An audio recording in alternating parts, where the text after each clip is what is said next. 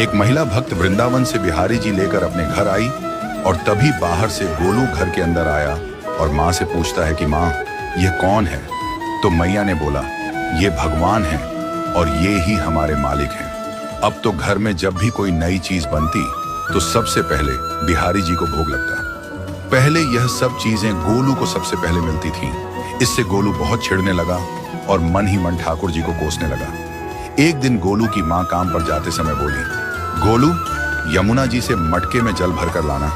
जब गोलू पानी भरने के लिए जाने लगा तो जाते जाते बिहारी जी को कहने लगा, खाने के लिए तो सबसे पहले तैयार रहते हो, लेकिन काम तो मुझे ही करना पड़ता है। अगर यहाँ रहना है तो काम करो। कहकर गोलू यमुना जी से जल भरने के लिए चल पड़ा। गोलू जब यमुना जी में जल भरने लगा तो उसने देखा कि यमुना जी के अंदर बिहारी जी विराजमान हैं और कह रहे हैं, ला गोलू, घड़ा हम भर देते हैं। गोलू उनको देखकर हैरान हो गया और बोला, नहीं नहीं, मैं अपने आप भर लूंगा। लेकिन ठाकुर जी ने उसके हाथ से घड़ा ले लिया और भरकर घर ले आए। गोलू घर आकर डर रहा था कि अगर माँ को पता लगा कि मैंने ठाकुर जी से काम करवाया है तो आज मेरी पक्की पिटाई होगी। माँ ने घर आकर बिहारी जी को गीले कपड़ों में देखा तो एकदम से हैरान हो गई और कहने लगी कि गोलू, ये जरूर तेरी शरारत है, जरूर तूने ही इन पर जल डाला है। गोलू ने अपनी माँ को समझाने का बहुत प्रयास किया, लेकिन माँ ने उसको डांट कर चुप करा दिया और ठाकुर जी के भीगे हुए वस्त्रों को बदलने लगी।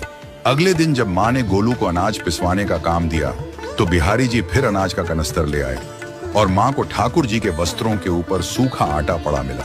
तो माँ ने फिर गोलू को डांटा कि तुझे पता नहीं कि ये हमारे भगवान हैं और तू भगवान के साथ शरारत करता है। आज तूने फिर इनके ऊपर आटा फेंका है। तो गोलू शपथ लेकर कहने लगा, नहीं माँ, मैंने कोई शरारत नहीं करी है। ये तो मेरे हाथ से गेहूं का कनस्तर लेकर खुद पिसवा कर आए हैं। गोलू की माँ आज बहुत गुस्सा हुई।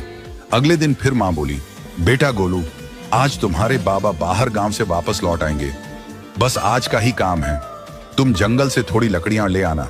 गोलू फिर डर गया, कहीं ठाकुर जी फिर मेरे पीछे ना आ जाएं। गोलू ने माँ को बोला कि मैं चला तो जाऊंगा, लेकिन बिहारी जी को समझा लो, वो मेरे पीछे ना आई। उसकी माँ हंसकर बोली, हाँ हाँ समझा दूंगी, तुम जाओ तो सही। गोलू जल्दी जल्दी लकड़ियां लेने जंगल में चला गया और माँ काम पर चली गई।